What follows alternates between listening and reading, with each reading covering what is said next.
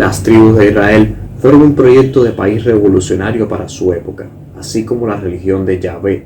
No por casualidad era constantemente atacado. Su sola existencia constituía una denuncia a gobiernos de reyes y emperadores, que no solo eran tiranos, sino que también justificaban sus acciones en nombre de los dioses. Cerca del año 1000 a.C., las tribus de Israel habían resistido durante 200 años, pero se acercaba a su fin. En el capítulo pasado nos encontrábamos en el libro de Jueces. Hoy nos corresponde seguir la historia al libro primero de Samuel. Pero Miguel, en mi Biblia sale que el libro que va después de Jueces es Ruth. ¿Quién? ¿Cómo que quién? Te lo preguntó. Ruth no es un libro histórico. Vale, sí, se encuentra en la sección de libros históricos, pero no es un libro histórico como tal. Es una novela y se escribió mucho tiempo después del momento en que estamos. Es por eso que, a pesar de que su contenido se ambienta en la época de las tribus, no nos corresponde verlo ahora, sino seguir al libro primero de Samuel. Y aprovecho para esclarecer otro punto muy importante relacionado con esto de los libros.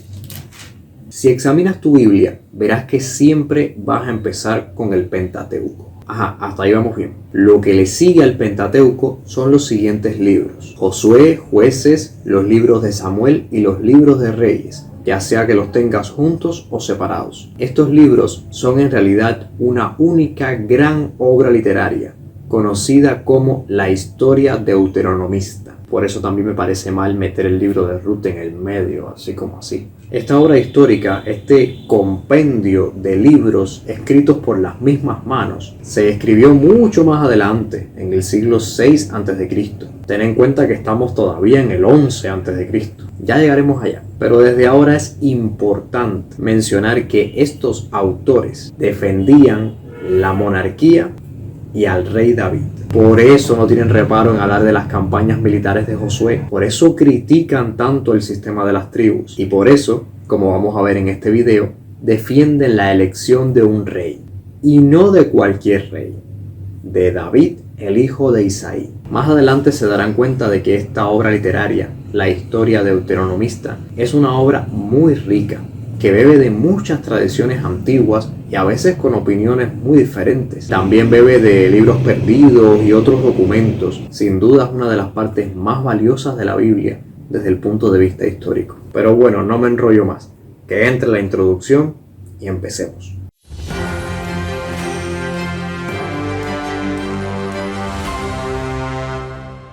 En este video vamos a hablar de la caída del sistema de las tribus, de la transición que vivió Israel hacia la monarquía, que dura aproximadamente 40 años. Sí, ya sé lo que estás pensando.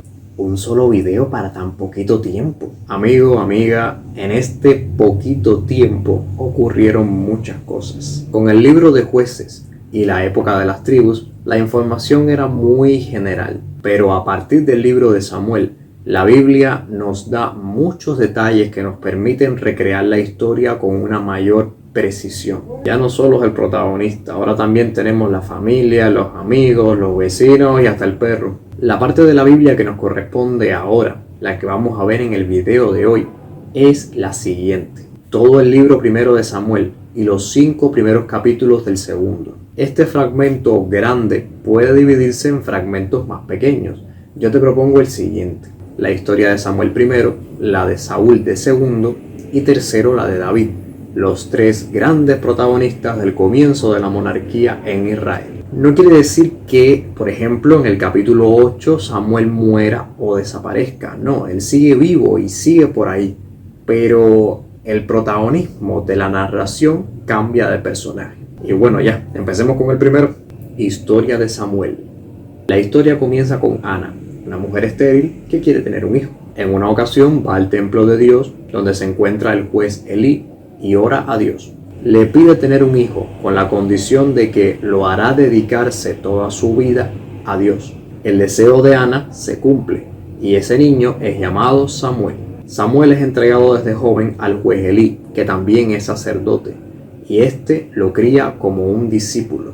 Cuando Samuel crece, releva a Elí de sus funciones ya que los hijos de Elí eran corruptos y pecadores. Una vez muerto Elí, Samuel continúa siendo el líder de Israel durante un tiempo más, como juez, sacerdote y como profeta de Dios. Esta parte, que no es muy larga, sirve como introducción a lo que sucederá. Por una parte nos están mostrando al último juez de Israel, y por el otro nos están dando las razones por las cuales el sistema de las tribus tenía que acabarse. ¿Cuántas razones llevamos hasta ahora? Por un lado tenemos la corrupción de los sacerdotes y por el otro la amenaza de los filisteos. También puede contarse la infidelidad religiosa del pueblo, que es la justificación de todo lo malo que le pasa a Israel durante el libro de Jueces. De todas estas causas, la de los filisteos es la única que verdaderamente tiene peso para querer crear un estado diferente. No es menos cierto que los filisteos eran un pueblo guerrero y fuerte. Tenían el monopolio del hierro. En el libro de Jueces asedian a Israel constantemente. Las otras causas, sí, son negativas, pero no justifican directamente la necesidad de tener un rey. De hecho, el pasaje de el pecado de los hijos de Elí no está escrito con esa finalidad. Su objetivo no podemos entenderlo en esta parte, pero yo se los voy a adelantar. Los autores de la historia deuteronomista no solo defendían la monarquía de David, sino también a los sacerdotes sadoquitas. Profundizaremos sobre ellos en el siguiente video. Por eso es que tienen tanto interés en hacer quedar mal a los sacerdotes levitas. Pero Elí era muy viejo y oía de todo lo que sus hijos hacían con todo Israel y cómo dormían con las mujeres que velaban en la puerta del tabernáculo de reunión. Primero de Samuel 2, versículo 22. Entonces, por ahora todo indica que Israel entrará en crisis por la amenaza filistea. ¿Será verdad o es que hay otra razón más oculta? Quizá debamos leer la parte que sigue para entenderlo mejor. Historia de Saúl. En esta parte se nos cuenta que Israel ya abiertamente empezó a pedir por un rey. Entonces Samuel, ya viejo, escogió como rey a un valeroso hombre de la tribu de Benjamín, que era Saúl, el hijo de Cis. Al pueblo no le convence mucho al principio, pero después lo reconocen. Todo esto se nos narra en 1 de Samuel capítulos 8 al 12. Y una vez Saúl se sienta en el trono, ya reconocido, hace guerra contra los filisteos y defiende a Israel de sus enemigos. Pero ya en la parte 1 de Samuel capítulos 13 al 15, el enfoque empieza a ser diferente. Saúl empieza a pecar y por lo tanto Dios lo va desechando. Es la antesala de la parte que sigue, naturalmente, para justificar que otra persona se convierta en rey, dando razones. La primera es que Saúl empieza a asumir funciones religiosas y de segunda, desobedece la voluntad de Dios. Como mismo las fuentes de la parte anterior son antiguas historias y leyendas sobre Samuel, las fuentes de esta parte son antiguas historias y leyendas sobre el rey Saúl. Pero es curioso, y aquí tenemos una perla, es que tomaron dos versiones para contar la historia, una positiva y otra negativa. Entonces podemos ver las contradicciones entre una y otra. A ver, en realidad el objetivo no es tanto criticar o elogiar a Saúl, sino a la elección de un rey. La versión positiva viene de los que apoyaban la monarquía, mientras que la negativa viene de los profetas sobre todo, que como Samuel insistían en que un rey era incompatible con el Dios de la libertad y del éxodo. Pero si Samuel no quería reyes, ¿por qué terminó escogiendo a uno? Es posible que no tuviera opción. La lectura de su historia nos hace sospechar que Samuel intentó ser lo más pragmático posible para evitar problemas mayores como la guerra o la secesión, pero siempre dejó claro su posición. Dios era el camino, no un rey. Dicho esto, habíamos dejado un asunto pendiente. ¿Hay otras causas, además de los filisteos, para que Israel abandonara el tribalismo? Aconteció que, habiendo Samuel envejecido, puso a sus hijos por jueces sobre Israel, y el nombre de su primogénito fue Joel, y el nombre del segundo Abías, y eran jueces en Beerseba, pero no anduvieron en los caminos de su padre, antes se volvieron en la avaricia, dejándose sobornar y pervirtiendo el derecho. 1 de Samuel 8, versículos 1 al 3.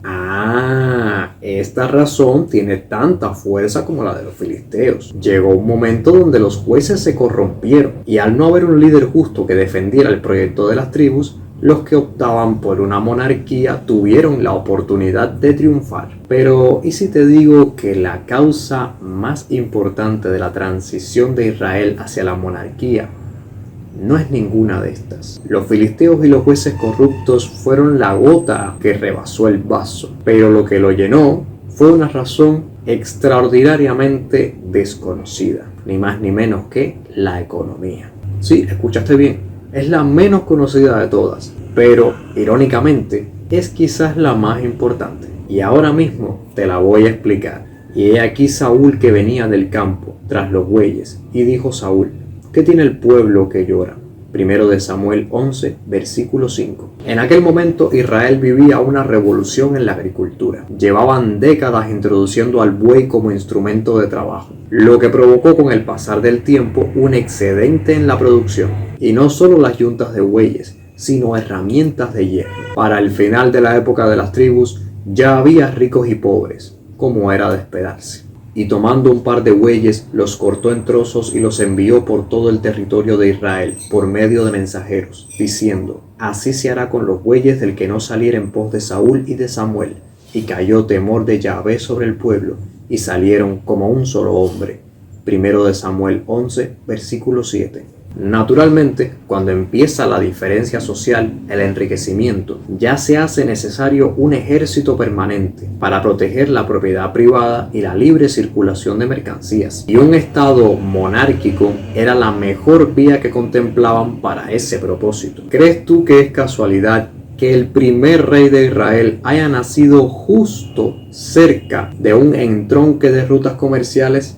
¿O que haya sido un hombre acomodado con bueyes, asnas y criados? Además de todo, el argumento del cual nos quieren convencer los autores, ese de que los filisteos son la causa por la cual se escogió un rey, pierde un poco de valor cuando en la historia que leemos en el capítulo 11, resulta que los enemigos son los amonitas. Es posible que este sea un hecho histórico real. Saúl liberó al pueblo de Yabes de Galaad de los amonitas y a partir de ahí se convirtió en rey. Es decir, no fue escogido por Samuel al final. No por gusto, ese pueblo y no otro es el que lo entierra cuando muere. El reinado de Saúl ni siquiera fue algo consensuado con todo Israel, sino que gobernó sobre todo en la tribu de Benjamín y algunas tierras de alrededor. Su reinado duró aproximadamente hasta el año 110 a.C. y más bien es como el paso intermedio entre las tribus y los reyes de verdad, el estado monárquico absoluto. Pero aún no hemos visto cómo se terminó la monarquía de Saúl, y para eso nos queda una última parte: historia de David. Le llega el turno al protagonista más importante de esta transición y que marcará la historia de Israel para siempre: David, el hijo de Isaí. Este es sin duda el más importante de los tres, y también es la persona que defienden los autores. Pero, ¿quién era David? David no era de la clase acomodada como Saúl. Era un pastor de ovejas del pueblo de Belén, allá por la tribu de Judá, la que estaba más al sur. Este muchacho, según lo que la Biblia nos cuenta, llegó al aparato administrativo de Saúl como músico, pero terminó siendo escudero de Saúl y posteriormente jefe de ejércitos. Podría decirse que se ganó un lugar entre el clan de Saúl, que era como la familia gobernante. Abner, el primo de Saúl, era el general de ejército, mientras que Jonatán, hijo de Saúl, también era un jefe militar. La historia de David, ojo, no completa, sino hasta que conquista el poder absoluto, se encuentra en esta sección, como les dije antes. Pero como la sección es un poco larga, vale la pena desglosarla. Nos quedaría así.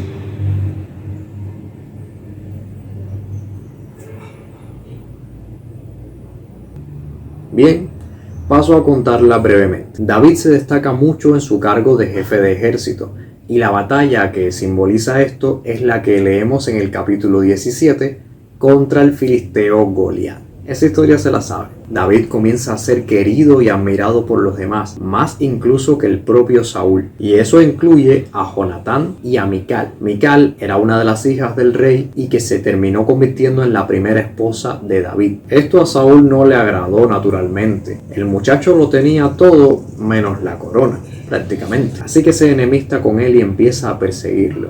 La Biblia dice que por celos, también digo yo por miedo a perder el poder. En un accidentado resbalón. David escapa de los intentos de asesinato gracias a la ayuda de sus amigos, de Jonatán, de su mujer Mical y del profeta Samuel, que todavía estaba vivo. Tras la huida, David se convierte en un fugitivo y pasa a la clandestinidad. Se convierte en líder de un grupo de mercenarios empobrecidos y vuelve a Judá, su tierra natal, para colocarse al servicio de las grandes familias de allí. De esta forma, estaba protegido de Saúl, su enemigo.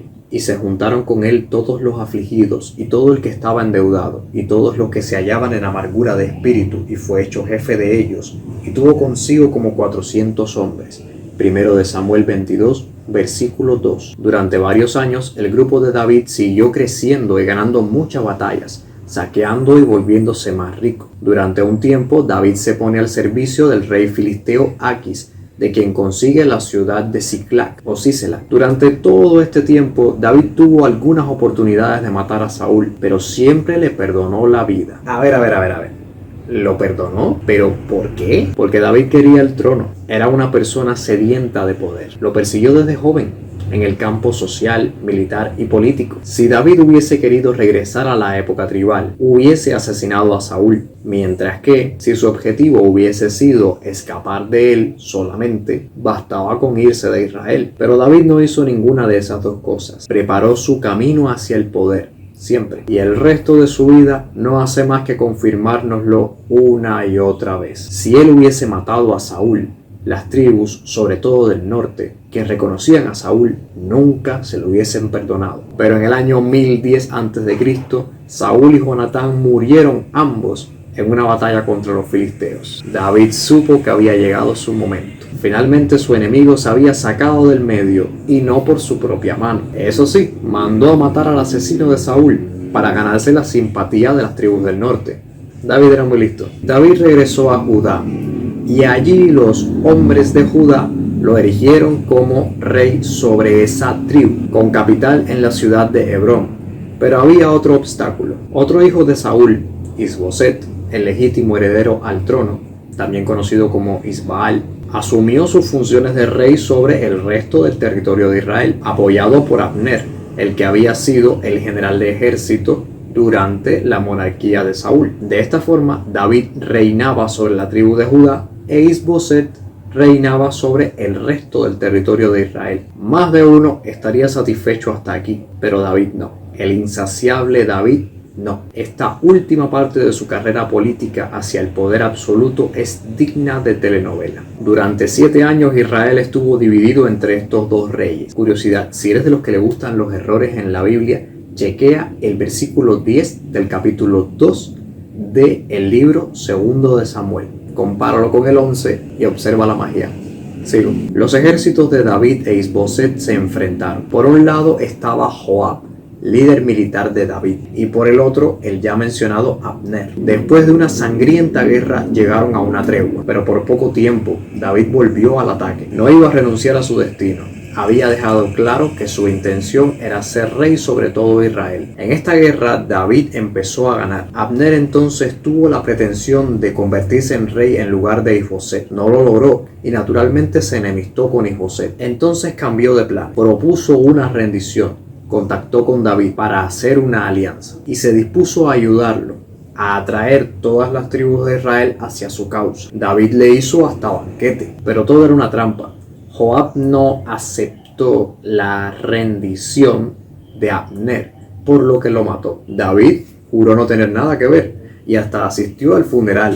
David era muy listo. La muerte de Abner fue un duro golpe para el norte. Poco después, Isboset fue asesinado por 2 capitanes de su ejército, los cuales llevaron su cabeza a David. David, que era muy listo, los mató a los dos para ganarse nuevamente la simpatía de las tribus del norte. Eso sin contar que cabe la posibilidad de que el mismo David sea quien los mandó. Pero la Biblia no nos dice nunca esto. Más adelante, David invitaría a su mesa a Mefiboset, nieto de Saúl y legítimo heredero al trono, probablemente para tenerlo vigilado. Y ya, fin de la historia. las tribus de Israel no tuvieron más remedio que rendirse ante David, reconocerlo como su rey. Lo había logrado, se había convertido en el gobernante absoluto. Por primera vez había un único rey que reinaba sobre todo Israel. Hay que decir una cosa. Hasta aquí todavía existía la posibilidad de regresar a las tribus. Hasta aquí David podía haber sido visto como un héroe pese a sus maldades. Desde un punto de vista maquiavélico, todo podía haber sido justificado para contener a la amenaza de los filisteos y después para luchar contra Saúl y su familia, que se habían apoderado del poder en Israel en contra de la voluntad de Dios. David, al igual que Jefté y Gedeón antes que él, pudo haber regresado a Belén luego de haber cumplido su misión de liberar a Israel y haber muerto de viejo y en paz. Pero no lo hizo. Jamás volvió. Se convirtió en un gobernante absoluto y tiránico. Pero eso lo veremos en el siguiente episodio de esta serie. La tiranía tanto del rey David como de su hijo, el rey Salomón. Una etapa de crucial importancia para el nacimiento de los textos sagrados. Llegados al final, te tengo una pregunta. ¿Conocías al rey David? Y si lo conocías, ¿te ha sorprendido la opinión tan negativa, teniendo en cuenta lo positivo que se les recuerda dentro de la religión? De eso hablaré más en el siguiente episodio. Porque si David y Salomón fueron dos personajes tan malos, ¿por qué se les recuerda tan bien? Dejando todo esto de lado, tengo pensado que este video salga en fechas cercanas a la Navidad. Por eso mismo quiero desearte unas felices fiestas y un año nuevo lleno de paz y amor, pero también de éxitos personales para ti y para las personas que amas. Nunca pierdas la fe de que el año próximo será mejor que el anterior, pese a las dificultades. Dificultades siempre habrán, pero la felicidad es un estado interior, así como Dios se encuentra dentro de nosotros. Si estás pasando por un mal momento, busca apoyo. Recuerda, el que busca siempre encuentra. No habrá más videos este año, pero el próximo vuelvo desde temprano. Los quiero a todos y que la paz sea con ustedes.